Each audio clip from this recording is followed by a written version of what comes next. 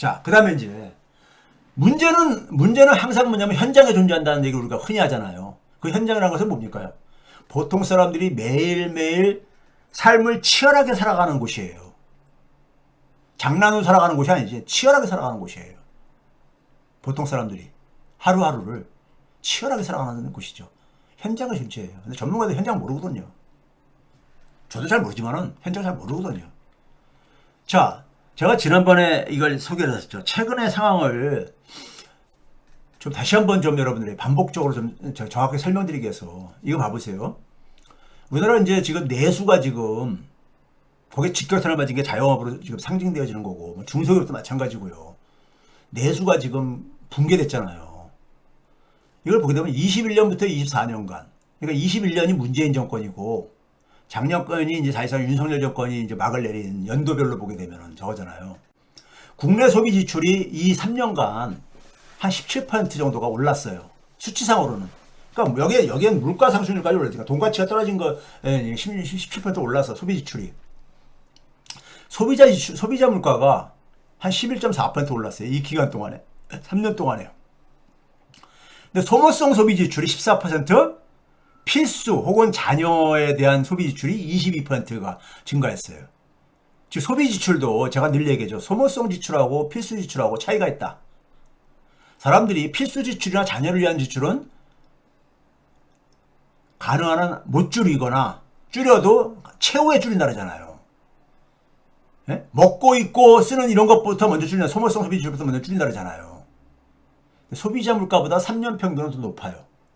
일단 이게 3년입니다. 3년간의 3년의 평균이에요. 근데 이거를 작년 1년 동안에만 딱 보게 되면요. 작년 1년 동안에 보게 되면 어떤 상황이 됐냐. 국내 소비 지출이 2.7%가 올랐어요. 이건 명목가치로 한 거기 때문에 다 오를 수밖에 없어요. 소비자 물가가 2.3% 올랐죠. 통계청에서 발표한 게. 소모성 소비 지출이 소비자 물가보다 적게 증가했어요. 작년에 처음으로. 예? 이건 왜 그런 겁니까? 제가 이런 비유를 했었죠. 자, 우리가 예를 들어서 지출하는 것 중에서 어떤 이 지출 품목이 있는데 하나당 5,000원이었었어. 이걸 4개를 소비를 했었어요. 4개를 2021년도만 하더라도 그럼 얼마입니까요? 4, 5, 20에서 2만 원이잖아요. 2만 원이야. 근데 이게 하나당 5,000원 하던 것이 8,000원으로 올랐어. 8,000원 올랐어요. 그러다 보니까는 이거를 소모성 소비 지출은 줄이는 거야. 개수를 얼마로? 4개 소비하던 것에서 3개로. 그래 3번으로 줄인 거예요. 3회로. 그럼 얼마입니까? 8, 3, 24, 24,000원. 여전히 금액으로는 2만 원에서 24,000원으로 이렇게 증가한 거잖아요. 그렇죠? 그 다음에 필수는 개수를 줄이지 못한 거야. 그냥 4개를 그냥 4개 소비하던 거에서 4개를 그냥 소비하는 거야. 그럼 얼마입니까? 5, 4, 20에서 8, 4, 31에서 32,000원. 2만원에 32,000원 팍 증가한 거잖아. 그게 3.5%에 해당하는 거였잖아요. 예? 하는 거였잖아. 근데 소비자 물가보다 더 줄었다는 얘기는 뭐예요? 4개 소비하던 걸 3개 소비하다가 2개까지 줄인 거야. 2개까지 줄이게 되면 2, 8, 16, 16,000원이 되잖아. 그러면 2만원 지출하던 것보다 금액으로는 줄어든 거잖아. 그게 작년에 일어난 거예요. 작년에 일어난 거예요. 물가 상승률도 상쇄시키고도 더 줄어든 거예요. 그러니까 자영업자들이 죽을 맛인 거죠. 왜 그러냐? 더구나 소비자 물가라는 건 평균이잖아요. 소비 품목의 모든 것의 평균이잖아. 거기에 뭐 자가 주거비는 우리나라는 미국과 달리 포함 안 시키지만 그거 빼더라도 그 소비자 물가 상승률을 체감을 못 하잖아. 많은 서민들은요. 왜 그렇습니까요? 소위 장바구니 물가라고 해가지고 식탁에 올라오는 이런 신선식품들 물가는 거의 3배 차이가 나거든. 일반 물가보다도 그러니까 윤석열 기간에 보게 되면은 예? 지난 3년 동안에 보게 되면요 3배 정도가 더 올랐거든. 예? 그러니까 소모성 소비 지출의 대부분이 생활물가 여기에 해당되어지는 거잖아요. 그러니까 소비자 물가 상승보다 더 큰 폭으로 올랐는데도 불구하고 그 지출 금액이 줄어들었다는 얘기는 뭐예요? 소비 이 양을 대폭 줄인 거죠. 소비량을 대폭 줄인 거야. 그 실제로 보게 되면요. 자, 22년도 1년 동안에는 소비자 물가 상승률이 5.09%였었고요. 소모성 소비 지출이 6.9%였어요. 물가하고 격차가 1.81%야. 지금 무슨 얘기예요? 아까 5개 소비하다가, 아니, 4개 소비하다가 3개로 줄였는데 금액은 더 증가할 수 있는 게 왜 그래요? 물가가 더 많이 올랐기 때문에. 소모성 소비 지출의 이게 더 올랐기 때문에 그게 생긴 거고, 필수는 줄이지 못하니까 더 많이 증가, 11.33%로 이렇게 증가하는 걸로 나타난 거고, 그 다음에 23년도에는 물가 상승률은 좀 줄어들었어. 3.6% 정도로. 근데 소모성 소비 지출은 4.37% 여전히 높아. 그건 왜 그래요? 여전히 그러니까 물가 상승률은 높아. 금액이, 소비 지출 금액이. 왜 그러겠어요? 아까 4개 소비하던 거를 3개로 줄였는데, 예? 한 2.8개 정도로 줄였다고 해보세요. 그럼 여전히 지출 금액은 2만 원이 넘을 수가 있죠. 2만 원이 조금 넘을 수가 있지. 그렇죠? 4개 소비하다가 3개 소비하다가 2.8개를 줄였어. 예? 그러다가 작년에는 어떻게 됐다고요? 작년엔 물가 상승률보다도 물가 소비 지출 금액이 더 낮아. 소비 지출 증가액이. 소모성 소비 지출액이. 그 얘기는 뭐예요? 이제는 뭐냐면 물가 상승률을 다 상쇄하고도 더 많이 양을 줄였다는 얘기예요. 지금 뭐냐면 한 2개 정도로 줄였다는 얘기죠.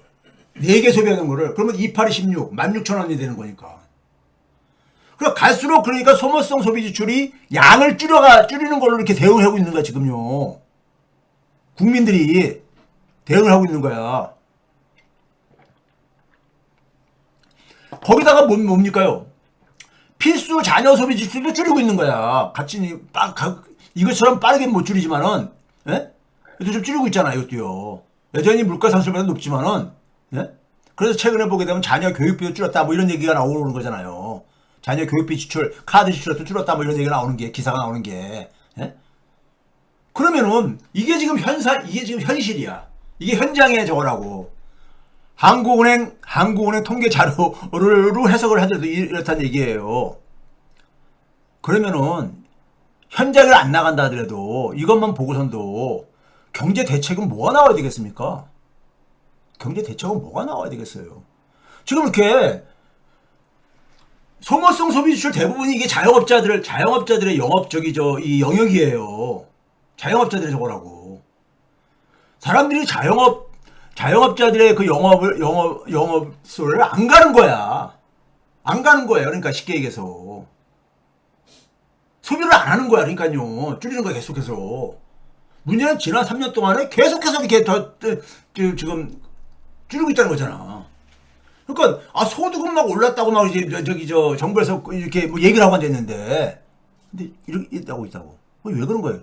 그럼 이거에 대한 대책을 자영업자들한테 대출 금리를 좀 낮춰주고, 대출 액을 뭐 연장해주고, 상한을, 이게 대책입니까?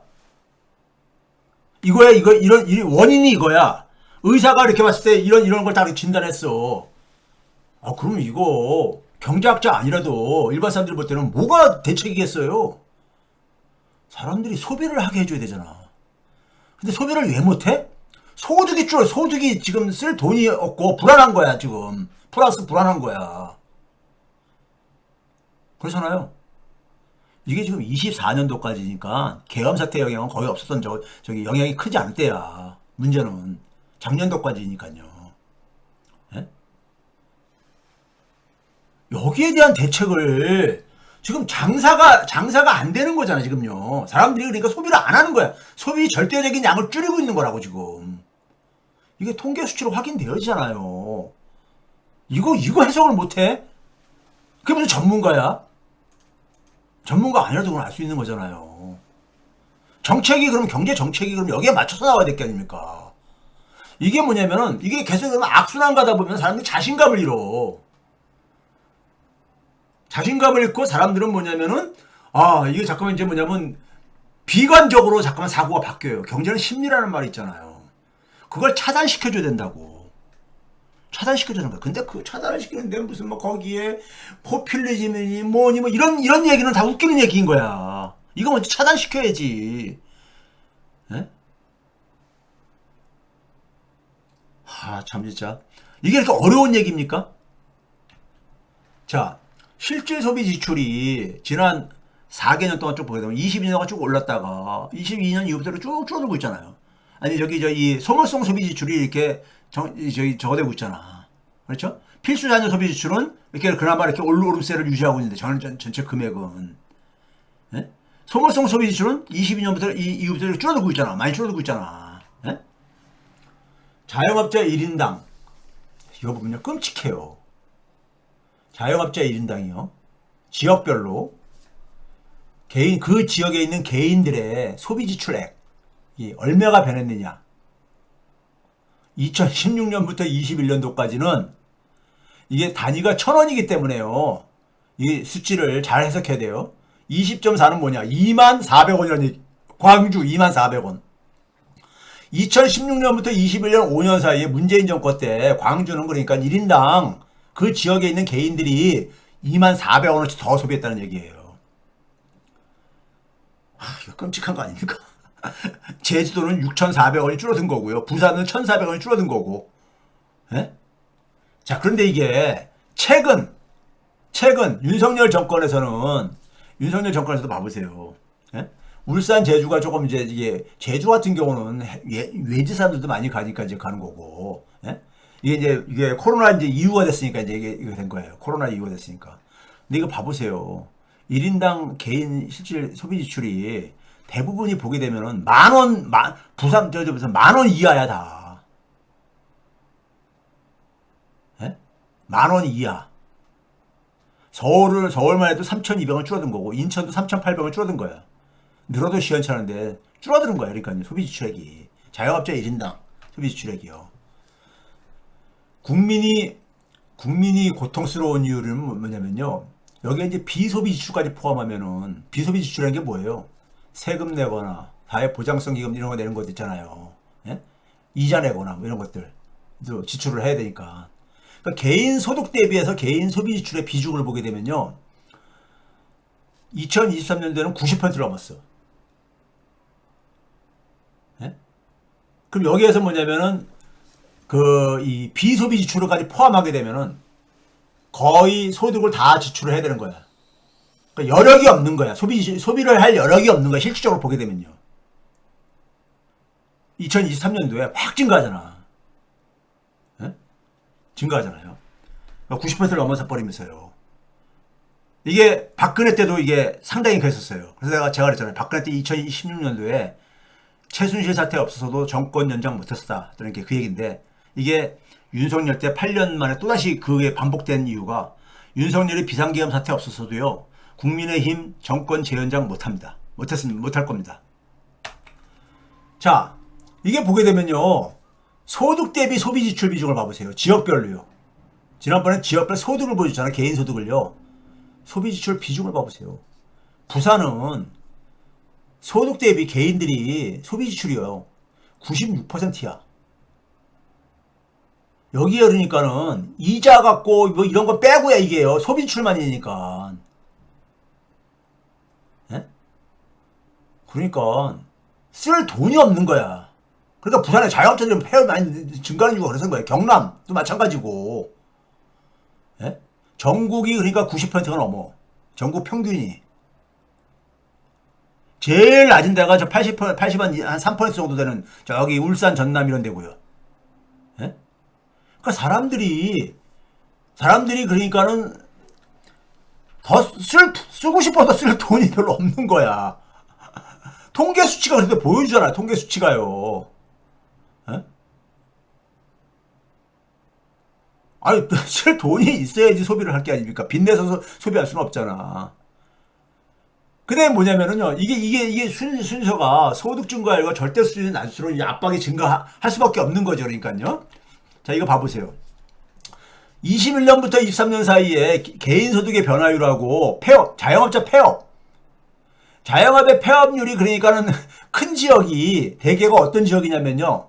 대개가 어떤 지역입니까? 소득이 많이 감소한 지역이지 뭘. 소득이 많이 감소한 지역에서 상대적으로 제주도 정도 빼놓고 제주도는 그 누적된 게 있어서 그런 거 제주도 정도 빼놓고 나머지 되게 이게 비례해. 소득의 감소가 큰 지역에서 자영업자 폐업률도 그러니까 올라가는 거 이게 상식이잖아요. 상식. 자영업자 대책은 뭐 하나 와야 되겠습니까? 소득 지원이야. 소득이 너무 낮은 제가 첫 장부터 그렇게 시작했잖아요. 대한민국 국민들은 소득이 너무 낮아. 소득이 너무 낮아. 예? 그러니까 이런 상황 속에서 물가가 조금 올라가 버리게 되면요. 직격탄을 맞는 거야. 코로나 팬데믹 이전까지는 물가 상승률이 낮았었잖아요. 그러니까 겨우겨우 그냥 버티면서 그 안에서 쓴 거야. 근데 코로나 이후에 물가가 폭등하면서 감당할 수가 없게 돼버린 거야. 예? 자, 이거 보세요. 그러니까 쓸 돈도 없고 그러니까 사람들이 소비를 행위를 줄였다 그랬잖아요. 그게 결국은 뭡니까? 돈이 안 도는 거. 화폐 유통 속도가 코로나 팬데믹 때보다 작년도께 이제 집계가 돼요. 국민소득이 발표가 됐기 때문에 최하야 0.6127로 코로나 팬데믹이 터졌을 때 0.64, 0.615였었어. 코로나 때는 그 당시 사람들이 그러니까 강제로 돌아다니지 못했잖아요. 사회적 거리두기 하면서. 그때보다도 돈이 더 안 도는 거야. 제가 그래서 모르니까 강제적으로 생태계가 붕괴됐다는 게 이거야. 쓸 돈이 없어가지고 사람들이 못 쓰고 있는 것 같은데 문제는 지금은 코로나 때는 뭡니까요? 코로나 때는 감염병 감염이 확산될까봐 억지로 거든. 코로나 때보다 어떻게 돈이 안 도냐고. 근데 돈은 굉장히 안 풀었어. 그때는 지금이나. 돈이 필요한 사람한테 안 간다는 얘기죠. 이거를 방치하고 금리 내리면 뭐 하냐고요. 이걸 방치하고 금리 내리면 돈이 그러니까 안 가던 사람한테 갑자기 돈이 갑니까? 돈이 필요한 사람한테? 예? 아니 코로나 때보다 어떻게 더 돈이 안 도냐고요. 이 화폐 유통 속도는요 우리가 쉽게 계산할 수 있어요. 여러분들이요. 항공에 들어가가지고 예? 항공에 들어가가지고 이게 뭡니까? 명목 GDP라고 있죠. 예? 그 물가를 고려 안 하고 그냥 GDP라고 해서 그거 나누기 총통화량 M2로 해서 나누면 되는 거예요. 예? 얼마나 실물 경제에 돈이 도느냐 이건데 이게 어떻게 코로나 때보다 더 이게 떨어지냐고요. 코로나 때보다 안 좋다 하는 게 바로 그거야. 시중에서 나오는 얘기가.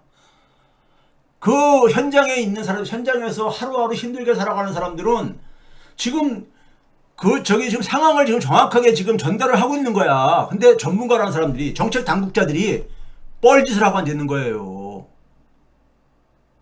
그러니까 어떻게 합니까? 계속 우울한 소식만 전달되지. 우울한 소식만 전달되지. 거기다가 윤석열은 탈옥하고 뭐 저쪽 극우 진영들은 뭐 내전을 죽이겠다 뭐 이런 하고 앉아 있고. 그러니까 국민들이 그러니까 지금 이게 지금 제정신으로 살아가기 힘들죠. 자, 그렇죠? 자, 그래도 희망을 가져야 됩니다. 자, 이 개인소득 수준을 볼 때, 2023년 최저임금이 203만 원이었습니다. 203만 1,000원이었어요. 월급 기준으로. 실질소득은 180만 원 정도 되는 겁니다. 180만 원 정도. 근데 전국 평균이 191만 원 정도였었어. 1인 가족일 때는 1인 가족으로 자기가 이 정도 벌면은 그건 최저임금 적어라 이거예요. 아까 최저임금이 실질적으로 지날 때 하위 40% 정도가 최저임금보다 적다 했잖아. 수입이요. 현실이 이거예요. 연소득 변화액 이거 제가 과거에 한번 보여드렸죠. 지역별로요. 전국 평균이 26만 원이 줄어들었어. 지난 2년 21년 문재인 정권 이후에 2년 동안에. 세종시는 136만 원이 줄어들었다고요. 강원도는 86만 원이 줄어들었고. 그러니까 늘어도 시원찮아 죽겠는데 줄어들었으니 얼마나 힘들겠어. 성경에 그런 말 있잖아요. 부자가 천국 가는 거는 낙타가 바늘구멍 들어가는 것보다 어렵다. 자, 그 결과가 최근에 우리가 홈플러스 얘기 나오지만은 유통 공룡들이 추락하는 배경이에요. 홈플러스만이 아니야. 이마트도 당기 순이익이 작년도 3분기부터 작년 3분기가 뭐예요? 2000 이게 23년 이게 연간 저걸 거예요. 연간이요. 그러니까 23년부터 손실을 보고 있다고. 예? 이익을 못 내고 있다고요. 매출액은 크게 변화가 없는데 매출액은요? 파란색이 매출액인데 홈플러스만이 아니라 이거예요. 이게요. 이마트가 홈플러스보다 저거잖아요. 롯데쇼핑도 마찬가지예요. 롯데쇼핑도 마찬가지죠. 23년도에 잠깐 그러니까는 당기순이익이 플러스를 그랬지만 지난 4년을 보게 되면 3년이 그러니까는 손실을 보고 있다고. 예? 손실을 보고 있어요. 왜 그러겠어요? 사람들이 소비를 못하는데, 예? 소비가 이렇게 줄어들는데, 그렇죠? 이게 홈플러스가 이제 홈플러스가 작년 거는 그러니까 아예 내지도 못하고 있어요. 지금 뭐 저기 법정 관리 들어가 버렸으니까. 이거 얘기하면 또 시간이 오래 걸리는데 사모펀드 가지고 이 금융 전문가라는 사람들이 월가가 이게 뭐냐면은 저기 저 외환위기 이후에 이렇게 바뀐 거거든요. 그러니까 미국에서 있는 제도면은 다 선진적인 거야. 예?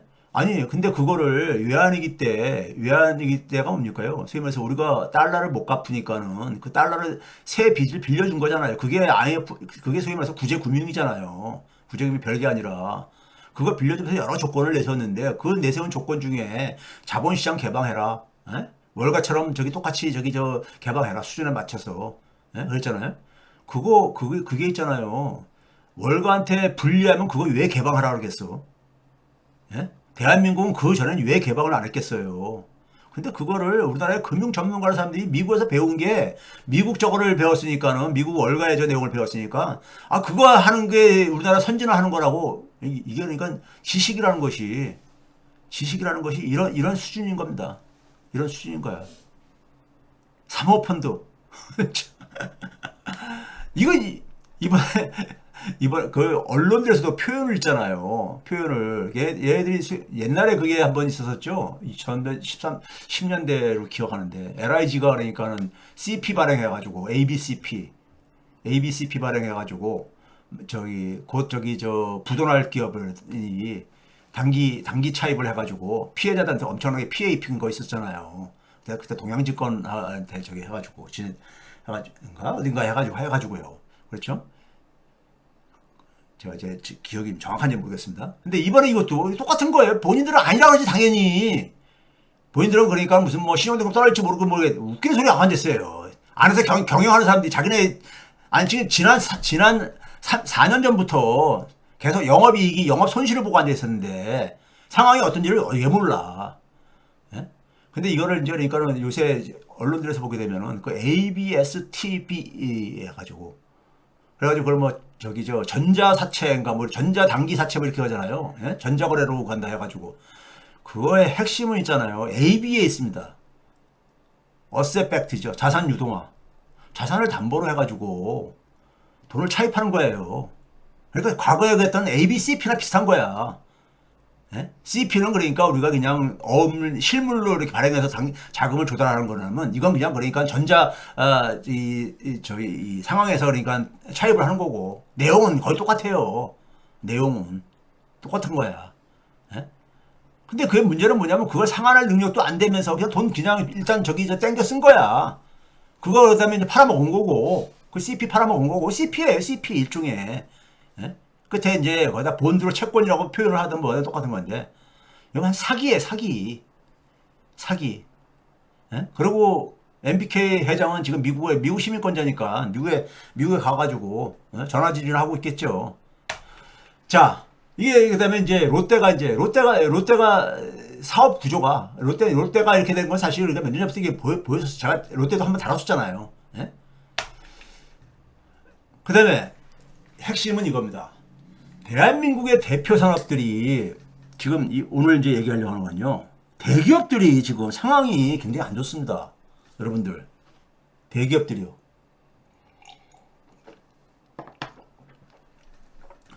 우리나라 반도체 때문에 지금 착시 효과도 좀 있고 그런데 반도체를 제외한 12대, 그러니까 13대 중에서 정부가 선정한 게 13대 주력 산업이 있습니다.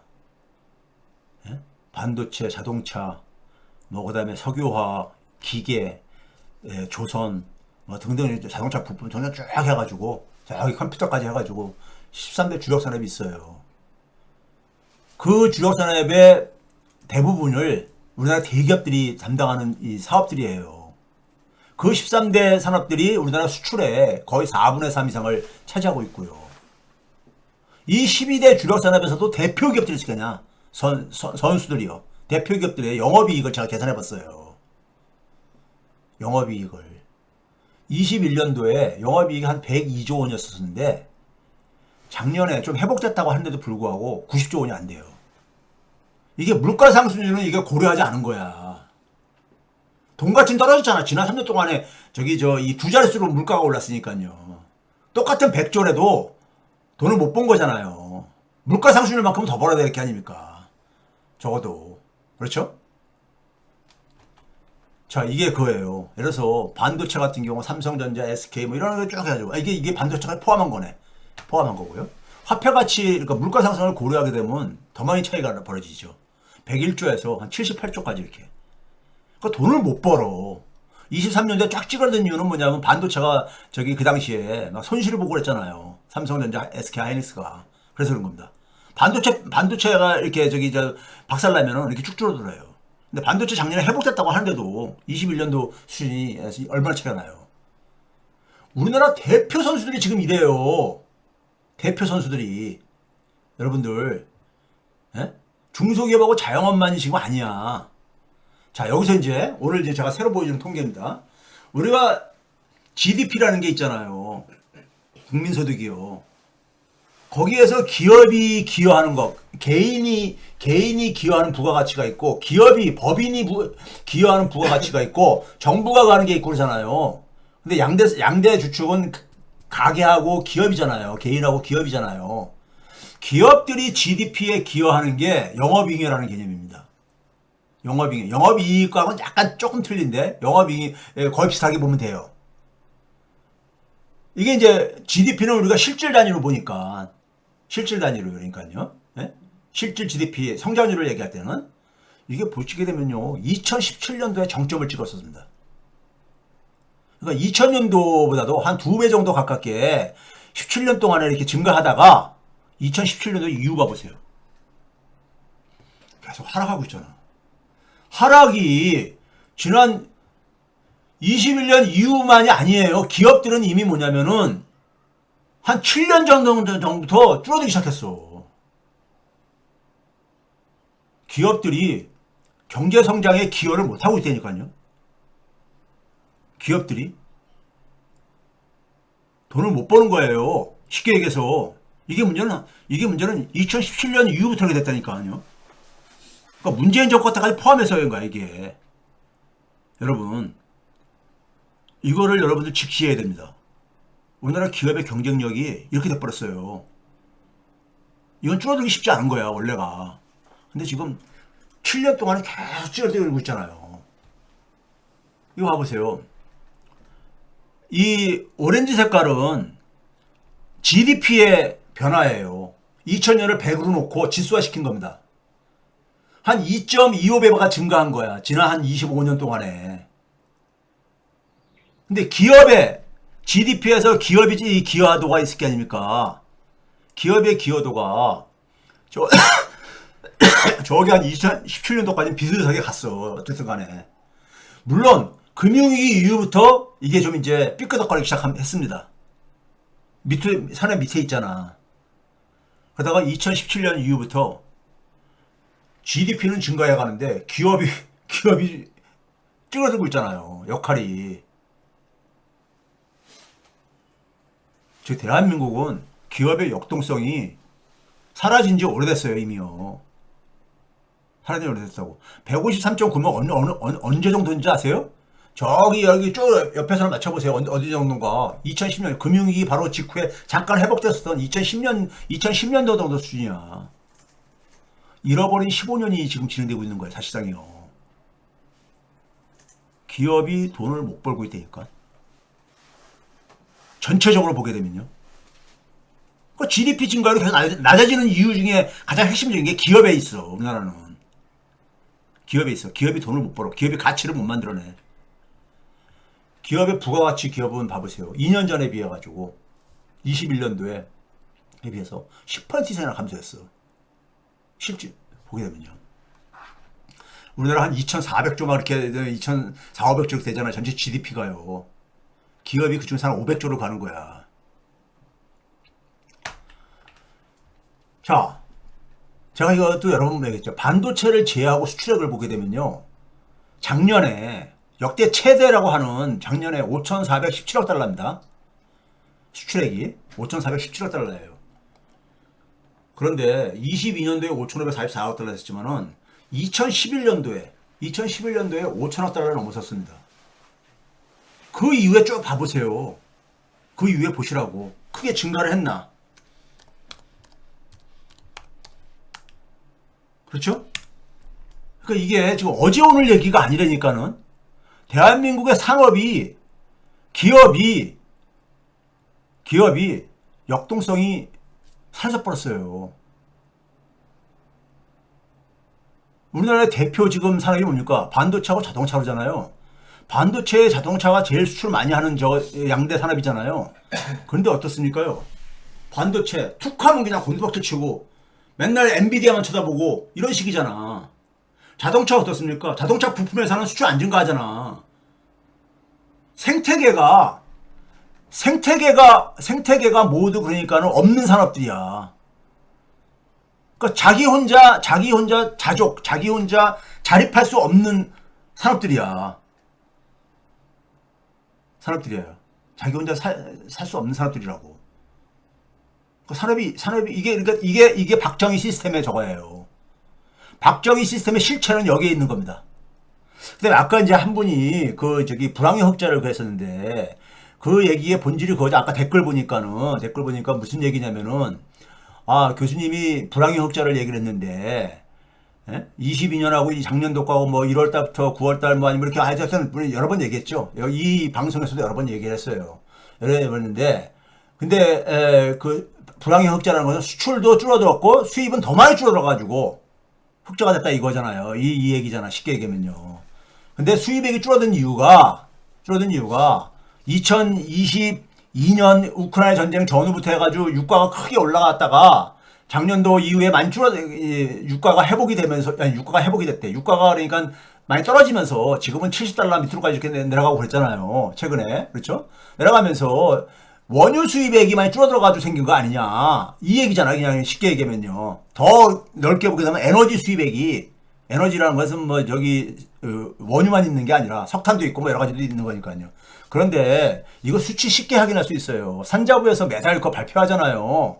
거기에서 보게 되면요. 자, 22년 대비 24년도에 수출액의 차액이 1월달부터 9월달까지 얘기했으니까 9월달까지 보게 되면요. 161억 달러가 줄어들었어요. 수출액이 차이가 22년 대비 24년도가. 근데 수입액은 뭐냐면 819억 달러가 줄어들었어요. 수입액은 819억 달러가. 그러니까 뭐냐면 이게 무역 수지 흑자로 나오는 거죠. 658억 달러. 둘 다 마이너스인데 수입액이 크게 줄어들어가지고. 근데 원유 수입액이 그러니까는 많이 이제 그러니까 줄어들었을 게 아닙니까? 유가가 하락했으니까. 근데 이 영향이 얼마에 미치냐면 150억 달러에 미쳤습니다. 원유 수입액의 감소가. 예? 150억 달러. 그러니까 이걸 고려하더라도요. 무역 수지는 508억 달러. 즉 뭐냐면은 원유 수입액의 차이를 조정하고 나서도 여전히 수입액의 감소가 커요. 그 다음에 원유를 더 넘어서 에너지 전체로 확대를 해더라도 429억 달러가 그렇게 줄어들었어요. 에너지 부분에서 그러니까요. 이 가격 하락으로 인해서 줄어들었다고. 그래도 여전히 뭐냐면 무역 수지의 차액을 조정하고 나서도 수입액 차이가 390억 달러나 차이가 나요. 22년도에 비해서. 지금 뭐냐면 여전히 수출 감소보다 수입 감소가 크게 미치는 거에는 그 내용의 차이는 없다는 겁니다. 수치를 잘 봐보세요. 이거 산자부 들어가게 되면 쉽게 이거 확인할 수 있으니까는 아니면 한국무역협회 자료를 보셔도 되고요. 자, 하여간 그걸로 이제 가고요. 그 다음에 12대 주력산업 대표기업들의 앞에서 쭉 봤었던 대표기업들의 이 실질 영업이익은 앞에서 보여드렸던 거네. 이거 보여드렸던 거니까요. 근데 작년도에도 보게 되면은 작년도 분기별로 보게 되면요. 2분기 때 잠깐 반짝 회복이 됐다가 다시 3분기, 4분기 계속 미끄러지고 있잖아요. 우리나라 12대 주력 산업들, 우리나라 소위 말해서 잘 나가는 대기업들이라는 거야, 이게요. 예? 지금 대기업들 상당히 지금 안 좋습니다, 여러분들. 이게 우리가 상장기업들 있잖아요. 상장기업들, 비상장기업들, 상장기업들. 상장기업들의 이게 매출액하고 실질 영업이익을 실질 단위로 이제 환산한 거예요. 물가 저걸 해가지고요. 이거 봐보세요. 실질적인 매출액이 2008년도에 2,000조가 넘었었습니다. 금융위기 바로 이제 그 직전인 그 해 2,000조가 넘었었어.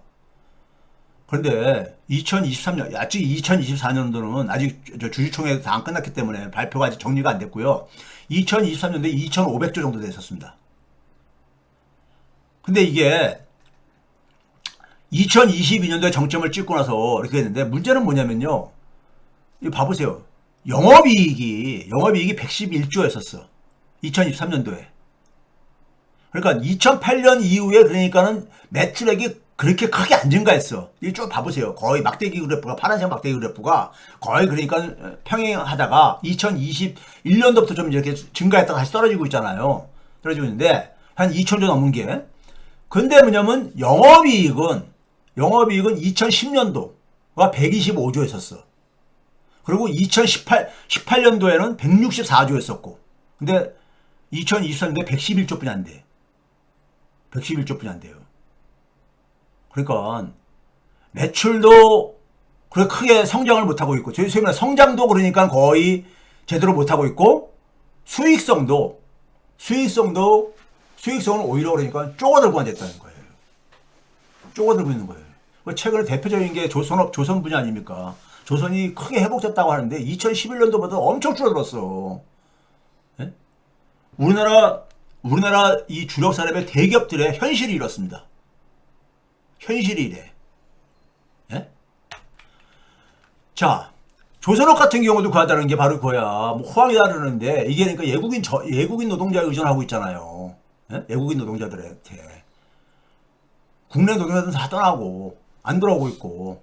예? 워낙 저임금이 가니까 안 돌아오는 거죠. 근데 문제는 뭐냐면 그러면서 이제 생태계가 이게 또 망가지고 있는데 영업이익률을 봐보세요. 2011년도하고 24년을 봐보세요. 반토막 이하로 떨어졌어.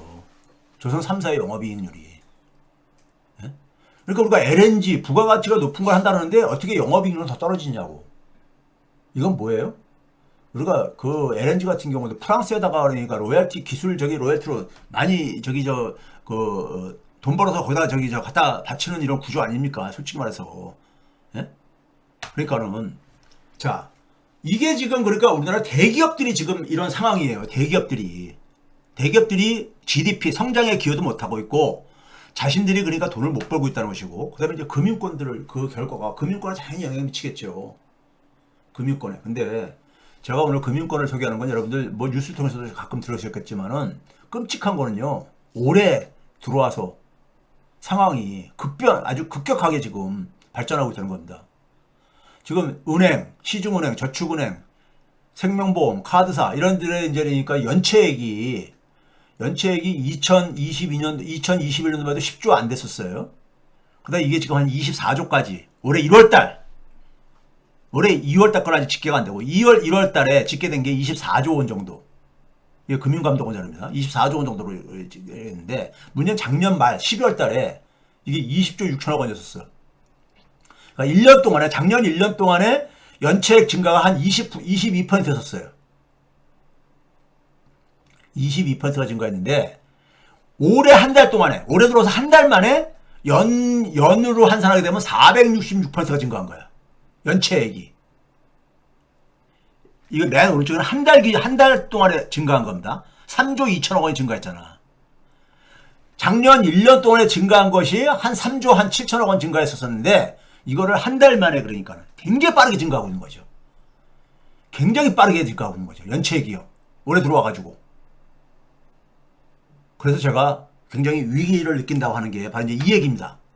특히 이제 전체 연체액에서 저축은행이 차지하는 게 한 40% 되는데 저축은행도 굉장히 빠르게 증가하고 있습니다. 그러니까 이 연체액이 올해 들어와가지고 굉장히 속도가 빨라지고 있다 이거예요. 네? 빨라지고 있다는 얘기예요. 은행권의 대출도 봐보세요. 은행권들 같은 경우도 소위 말해서 올해 한 달 동안에 연 392%, 작년에 1년 동안에 28% 증가했던 게 392%로. 그러니까 은행만 놓고 보게 되면 아까는 이제 은행과 저축은행이고 특히 이제 기업 대출 최근에 이제 이 연체를 가는 것은 과거에는 자영업자들 이런 거였었는데 중소기업이었는데 최근에 기업 대출이 크게 악화되고 있습니다. 예? 은행조차 기업 대출의 연체액이 올해 한 달 거를 연산으로 하게 되면 775%가 증가했습니다.